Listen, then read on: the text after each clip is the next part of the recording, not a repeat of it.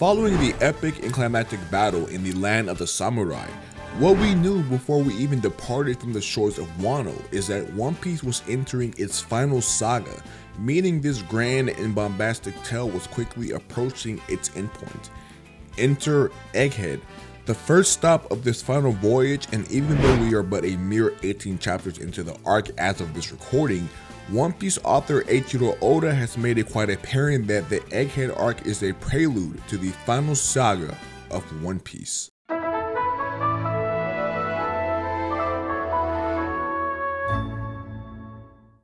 The purpose of the Egghead Island arc is to set up and establish the numerous conflicts of the final saga. It is the beginning of the end of One Piece, and in many ways, Egghead Island is the perfect amalgamation of two arcs that also play a similar role in their respective sagas.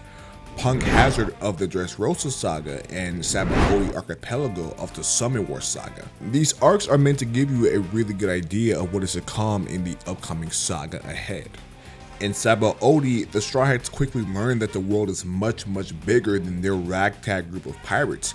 There are other pirate groups making a name for themselves, trying to accomplish the same things as the Straw Hats are. It was on the Sabaody Archipelago where we got a taste of how oppressive this seemingly fun and endless world truly is. Slavery, human trafficking, a group of nobles with their heads too far up their own asses. Sabaody is when One Piece got real. This is where the Straw Hats come to find out that they are still too weak to enter the dangerous waters of the New World. With the war between the Whitebeard pirates and the Marines but an inevitability at this point, the Straw Hats found themselves split up as the events of the Summon War quickly snowballed to all-out battle.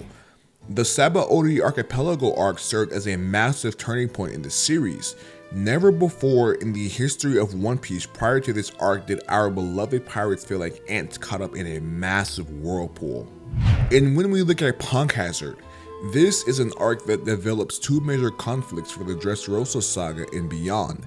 The steadily approaching clash with Warlord of the Sea Don Quixote Doflamingo and fearsome Emperor of the Sea Kaido of the Beast. Although much different from Sabaody in tone, setting, and structure, Punk Hazard does a good job of setting the groundwork for what would be the next decade of storytelling. The very setting of Punk Hazard comes with its fair share of lore, once being the personal laboratory of genius scientist Dr. Vegapunk, now being run by his former math partner in the ever scummy Caesar Clown. Here we are also introduced to the future shogun of Wano, Kozuki Momonosuke, and his loyal vassal, Foxfire Kinemon. Little did we know at the time that these two odd characters would play a significant role in the future to come.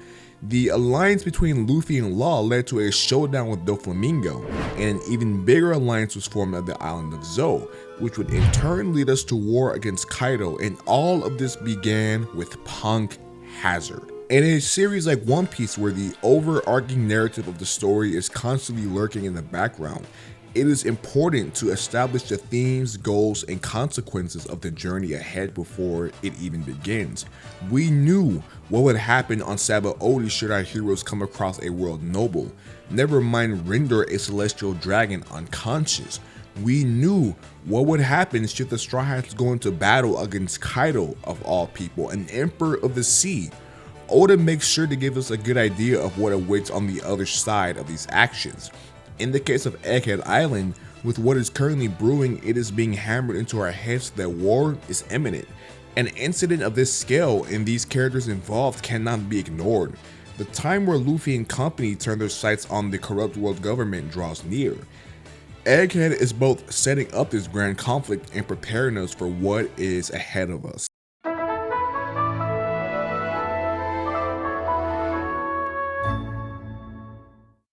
As we know, the One Piece world is one that is ever revolving.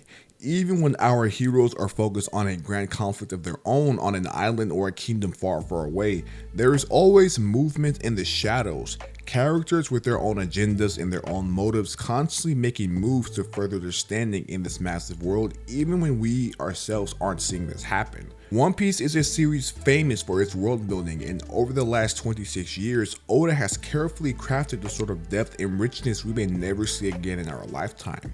All of those pieces he has put to paper are quickly joining together. We are seeing this unfold right before our eyes. Just a reminder that this is the final saga of this series. What the Egghead arc illustrates perfectly is the urgency of the current world order, as well as the major themes for the remainder of the series. To first elaborate on the former, the balance of the world has been upset like never before, and it's become increasingly clear that the next Pirate King will be crowned soon, whether that be a member of the worst generation or even one of the four emperors. He who will reign the sea is due to emerge any moment now. Characters like Blackbeard, who we have waited years to see in action, are making some serious moves. The same goes for Shanks. Figures who have been but revered legends of this epic tale are actively involved in this battle royale for supremacy. Despite the events currently boiling over on Egghead Island, Oda is showing us what's happening in the world beyond the future island, not just telling us. We are long past the point in the story where we wait to briefly see what characters are up to or are waiting news at the end of the arc. The time for the biggest names in One Piece to act is right now. And to lastly explain the numerous themes of the final saga, I will use 3 different examples for what I consider to be the most significant themes going forward, starting with desire. The concept of desire is not unfamiliar in One Piece, for the foundation of the story is built on desire. As long as man exists, we will always desire. These desires can manifest themselves differently depending on the individual. There are those with destructive, impure desires, and there are those with simple, childlike desires. According to a theory from Dr. Vegapunk, the very existence of devil fruits is predicated on desire. Whether or not that's accurate, time will tell, but the message is a simple one. If one seeks it, then it can materialize. Nothing is truly out of the realm of possibility so long as human desire lives on. Desire goes hand in hand with the next theme, ironically enough, that being greed. Greed is a deadly sin embodied by many characters in One Piece, but the example I want to hone in on is quite recent, and that's the betrayal of Vegapunk's satellite York. The path whose only purpose was to eat, sleep, and is the path who wanted it all. She wanted to be the sole Vegapunk, and she wanted the status of a world noble. The problem with avaricious intent is it can lead you to despair just as much as it can lead you to glory. The last theme I will touch on is history. There is a saying, those who don't learn from history are doomed to repeat it. But what if that history has been erased? What if knowing this history comes with a threat of execution? The history of One Piece is one of slavery, genocide, and broken promises. While we know nothing about the history of the Void Century, something we do know is that this history still lives on. The Egghead Island is brimming with all kinds of futuristic technologies. It's an island said to be 400 years into the future, yet it is but a small piece of what the ancient kingdom of 900 years ago was capable of. Vegapunk was able to learn of the histories uncovered by Ohara thanks to the documents preserved by the great scholars. This allowed him to pick up where they left off essentially. To make progress, the understanding of one's history is absolutely necessary, but there are forces in the world who see this history as nefarious. They know that the day this history is widely known to all, they are finished. They would be the ones lost and fallen to history. Egghead is showing us how crucial it is to know that hidden history. The only thing standing between us and true freedom is history. This is far bigger than just becoming the Pirate King. There is a 900-year prophecy in the process of being fulfilled. All the stars are aligning in place, and the only way those broken promises of 9 centuries ago are kept is if we learn the true history. Egghead Island is our entry into the end of One Piece. That's why we're seeing characters such as Rob Lucci and Kaku back into the fray. Will their allegiance to the world government stand, or will they come to have a change of heart and mindset? I say all of that to ultimately say that after the One Piece is found, there will only be 2 sides in the final war of One Piece. There's going to be the good guys, the side fighting for history, for the future, and for freedom. And then there's going to be the opposing side, the world government, who are looking to snuff out this ever-growing rebellion once and for all. The Egghead Island arc so far has been a treat like no other that we've gotten in this series. When it's all said and over, I can't wait to see not only how it holds up in comparison to arcs of the past, but how it holds up in comparison to what we get in the remainder of the final saga.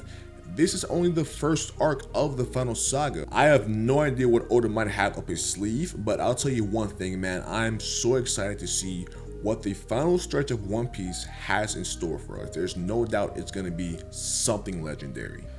But that is all for today's video. I will catch you lovely people on the flip side, and till next time, y'all be easy, man.